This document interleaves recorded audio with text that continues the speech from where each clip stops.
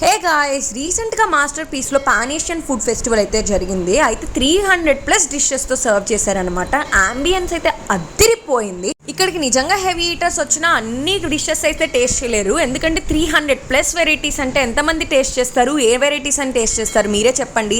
Seating arrangement and ambience అయితే అదిరిపోయింది. కొన్ని స్టార్టర్స్ మనకు వచ్చి సర్వ్ చేస్తే మిగతావన్నీ మనం వెళ్ళి బఫే లాగా పెట్టుకొచ్చుకోవాలి. ఇక్కడ ఏం కుషన్స్ లేవు చెప్పండి. ఇండియన్, కాంటినెంటల్, మెక్సికల్, ఇంకా నాకు తెలియని అన్ని పదాల కుషన్స్ అన్నీ ఇక్కడ ఉన్నాయి.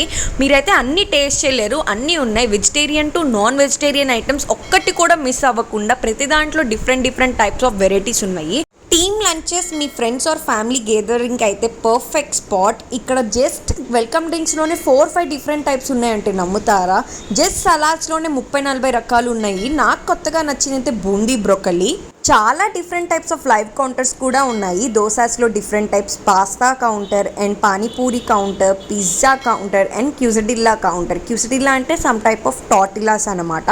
స్వీట్స్ అండ్ డెసర్ట్స్లో ఎన్ని డిఫరెంట్ టైప్స్ ఉన్నాయి అంటే క్యూ చాలా ఉంది. నాకు వీడియో తీయడానికి కూడా సరిపోలేదు, పెద్ద రౌండ్ టేబుల్ మీద పెట్టి.